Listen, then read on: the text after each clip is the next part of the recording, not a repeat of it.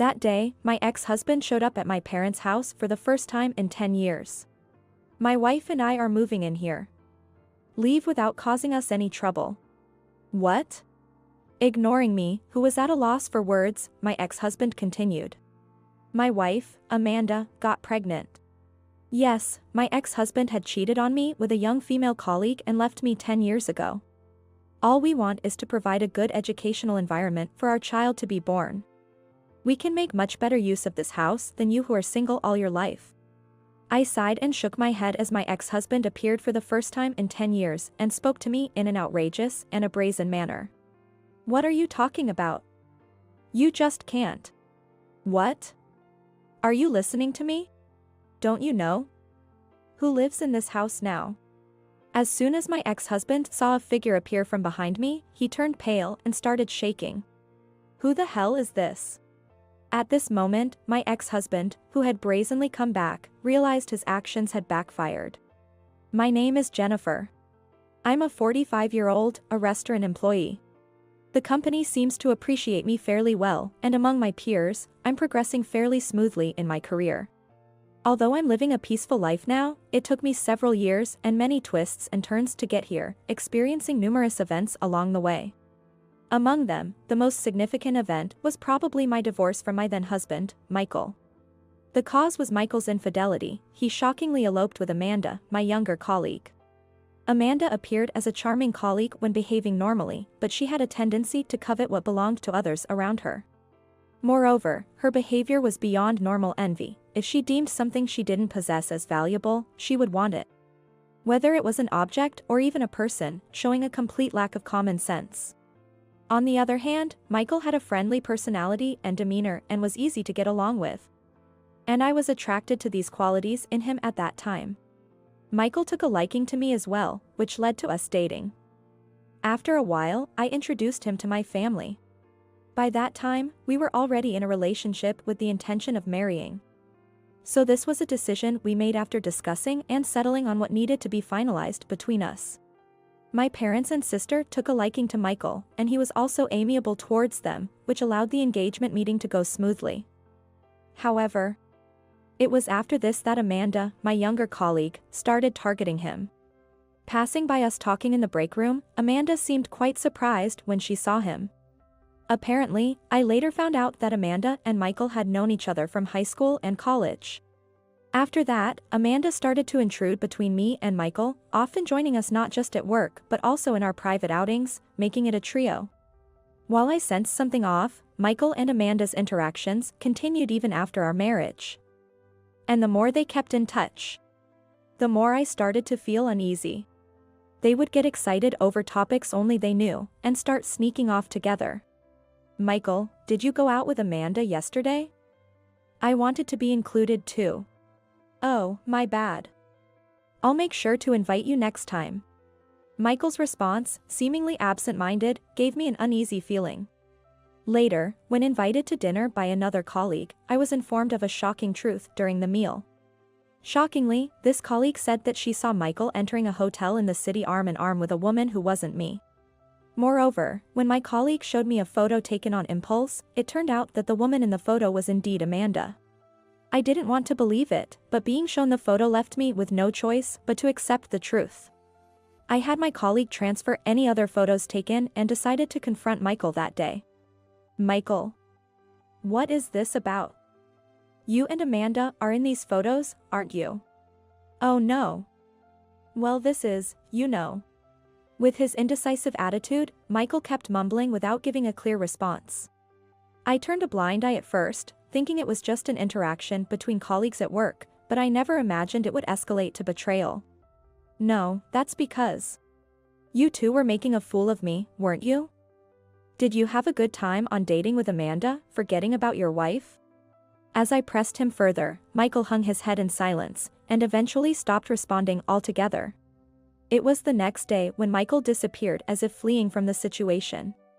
The next morning, when I woke up to find Michael nowhere, I called Amanda with a sense of suspicion, but couldn't reach her either.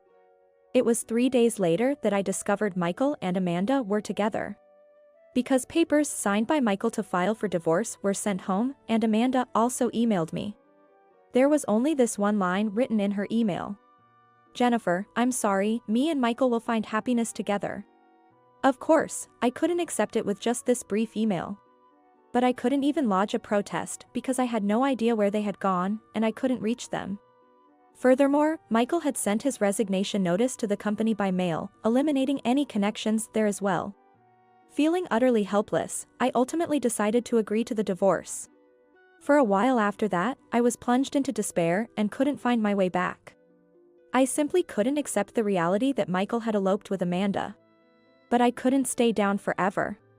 I decided to channel my frustration and anger into immersing myself in my work. Focusing on work allowed me to forget about Michael and Amanda.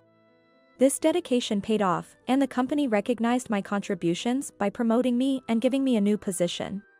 With the help of good people around me, I was able to lead a stable life within 2 to 3 years after Amanda and Michael eloped. And now, one day, 10 years after Amanda and Michael eloped and disappeared from my life. Since it was my day off, I slept in and finally woke up close to noon. Just as I was getting up from bed to start making some food, the cell phone by my pillow suddenly rang. It was an incoming call. The screen showed no caller ID. I usually wouldn't respond, but being half asleep, I ended up answering it. "Hello?" No sooner had I tentatively spoken up than an unexpected voice came through from the other end of the line. "Hey, Jennifer. Long time no see. It's me, Michael. What's up? So lucky this number is still yours." "What?" "Michael." To my astonishment, it was from Michael, my ex-husband. I was so surprised that I nearly fell out of bed. "Michael.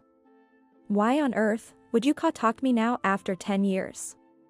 What are you thinking? What do you mean, why? Even after 10 or 20 years, isn't it normal for us to keep in touch since we were once married?" Michael said it while laughing, as if something was funny. His attitude of laughing it off as if nothing had happened reminded me of the anger that should have been forgotten. "What do you mean once married?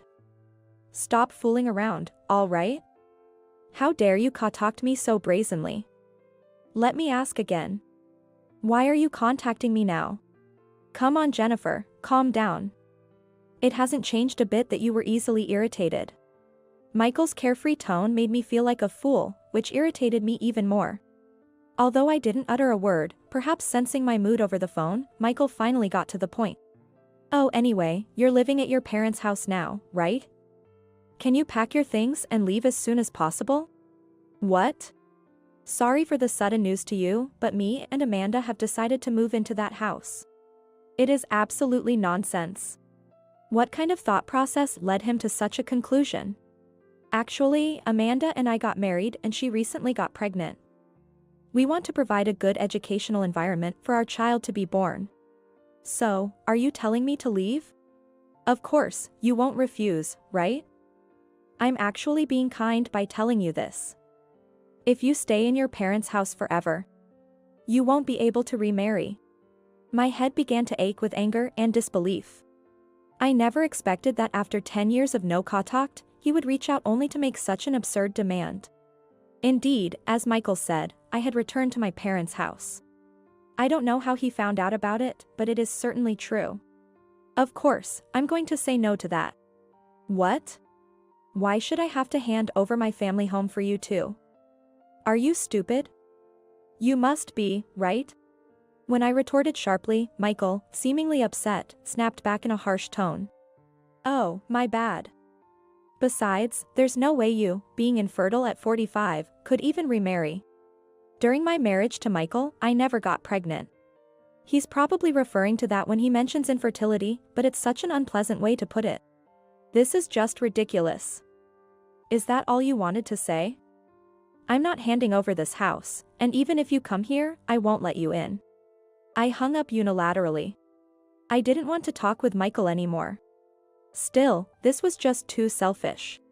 Cheating and eloping, and now he wants this house? I hoped this would be the end of it, but what was to come, I wondered. Just as I was thinking like that, a few days later, another incident occurred. It was a busy morning at work, and I couldn't take my lunch break until after 1 p.m.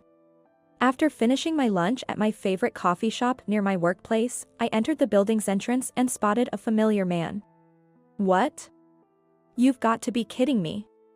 Why are you here? To my surprise, it was Michael. He had gained considerable weight compared to 10 years ago, but it was unmistakably Michael. I tried to hide immediately, but it was too late, he had already spotted me. As soon as Michael spotted me, he hurriedly ran over. Well, there you are. I've been waiting forever. About our conversation the other day, when are you planning to leave? I'd prefer if you could make it by next month. I have no idea what you're talking about. I already said no, didn't I? And showing up at my workplace like this is unbelievable. Go away. You're bothering me. Hey, you still saying that? It only makes sense that instead of you who are single all your life, living in that house, it would be better for us. A married couple with a child on the way, to live there with your parents. You think so, too, right? Enough is enough. No matter how much you ask, my answer is no. You were the one who cheated and eloped on your own accord. Don't drag me into cleaning up your mess. As I spoke firmly, Michael finally frowned and raised his voice. What did you say? First of all, I cheated because you were infertile. If you could have had children, I wouldn't have cheated. It's all your fault. So the least you can do is provide me a place to live. Are you serious? This is too absurd for words. I have to go back to work. If you keep lingering here, I'll call security. Michael seemed to want to talk more. But after my final warning about calling security and noticing the stares from around us, he left the entrance and walked out, muttering a parting shot. I thought this would finally make Michael give up, but I was painfully reminded that it wasn't so simple a week after he showed up at my workplace. That day, after finishing work, I was leisurely enjoying a game app on my cell phone at home. Then, suddenly, the doorbell rang. I wasn't expecting anyone, but I decided to check the doorbell monitor anyway. I was at a loss for words and my mind went blank at the sight of the person there. Hey, Jennifer. Are your things packed yet? Since you didn't contact me, I came here for you. It was Michael and Amanda standing there. Enough is enough. I hurried to the entrance and flung the door open. Hi Jennifer, long time no see. As you might have heard from Michael, I'm expecting a child. Once our baby is born, we'll let you dote on our baby. You know. Michael was glaring at me, while Amanda wore an unsettling smile. In response to them, I let out a deliberately exaggerated sigh that anyone could notice. Are you tired or something? I don't care though. Anyway, I have very important things to tell you. We are happy about our baby but out of money. So please let us live in this house, okay? Amanda said, looking up at me with pleading eyes. Then Michael chimed in. And I just remembered this house isn't yours, but your parents', right? Are your parents home now? And if they are? Let us talk to them directly. Our baby is going to be their first grandchild, so they're bound to welcome us with open arms, for sure. I couldn't help but laugh at Michael's delusional words. He truly didn't know anything. Hey, what's so funny? That's really rude. Hurry up and get our father-in-law and mother-in-law out here. Huh? Didn't you guys really know who lives in this house now? If you're looking for the people you call mom and dad, they're no longer here. What? Yes, my parents no longer live in this house. Sometime after I returned to my parents' house following my divorce from Michael.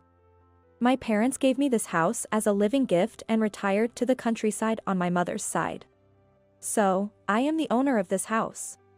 When I confronted them with that fact, both Michael and Amanda's eyes widened in shock. Understand? This house is mine, which means I have all the decision-making power. No more counting your chickens before they hatch. I made my stance clear, but Michael persisted even further. Then, you can stay in this house, just let us live here with you. Come on.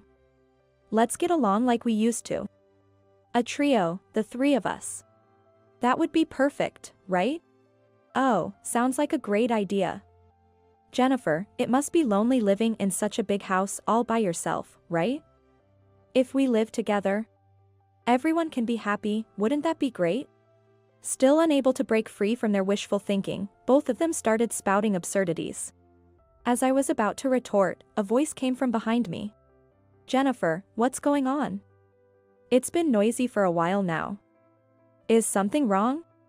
Upon seeing the person who appeared behind me, Michael and Amanda suddenly went silent and turned pale. Wait, what? Who is this guy? Jason. Sorry for the noise. But you've come at just the right time. These are my ex-husband and his wife that I was talking about. The man who spoke to me was Jason, my current husband. And in his arms was our little son. While staring at Michael and Amanda, Jason hummed thoughtfully and then greeted both of them, who were visibly confused. Good evening. You're Michael and Amanda, right? I'm Jason, Jennifer's husband, and this is our son. So adorable, huh? Michael and Amanda were left gaping. They must have been truly surprised. Indeed, I had remarried. About a year after divorcing from Michael, I met Jason through my friend from work. Things progressed smoothly with Jason, and we got married less than 6 months after we started dating. Then I got pregnant with our son, and now I'm balancing work with household chores and childcare. Jason is also balancing work with household chores and childcare, so I've been able to advance in my career without neglecting my work. I hope you understand now that there's absolutely no room for you two to interfere. We are happily living together as a family of 3. Oh gosh, Jennifer, you were not infertile at all? Just can't believe that. Michael slumped to the ground, holding his head in despair. What? Jennifer getting married to such a handsome man? That's so unfair. Amanda was stomping the ground in frustration. Then Jason looked down at them coldly and said, Whatever you think, that's how it is, so please leave now. If you ever come near my precious family again, I won't hesitate to call the police, understood? Perhaps intimidated by Jason's presence and the mention of the police, Michael and Amanda fled with pitiful cries and their faces turned pale. 2 days later, Michael called me again without learning the lesson. I wanted to put an end to it, so I considered just hanging up and blocking his number. However, having been harassed to the point of him showing up at my workplace, I decided to pick up the phone. Thinking I might as well hear his excuses one last time. Do you need anything else? Jason told you not to come near, right? Please don't say that. We're out of money and have nowhere to go.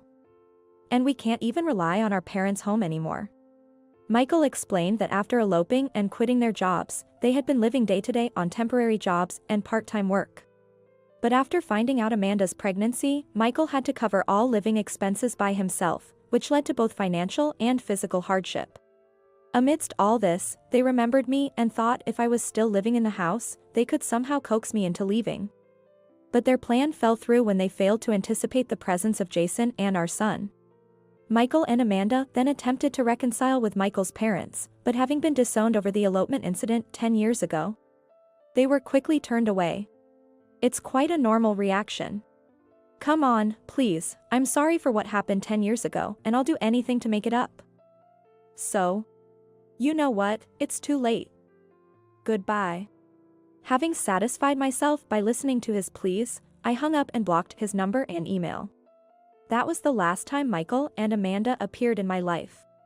Later, through a mutual friend, I heard that Michael had shamelessly cheated again. The reason was that Amanda's pregnancy was a complete lie. It seems that the lie Amanda concocted was a desperate attempt to find a pretext to drive me out of my parents' home. Michael appeared to truly believe that Amanda's pregnancy was real, indicating that he, too, was deceived by the lie. Having eloped with Amanda in the hope of having children, he found her unnecessary once he found out she wasn't pregnant. The friend also said that Michael repeated infidelity out of a desire to have children, and eventually had a massive argument with Amanda and broke up with her. Later, I received a letter from Michael filled with confessions that he had been diagnosed with male infertility upon visiting a clinic and that he regretted eloping 10 years ago.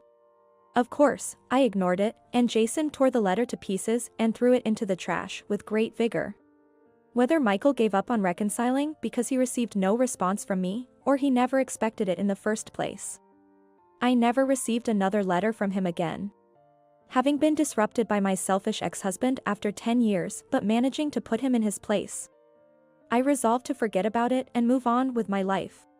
Since then, I am living peacefully with Jason, who is kind and compassionate, and our adorably precious son.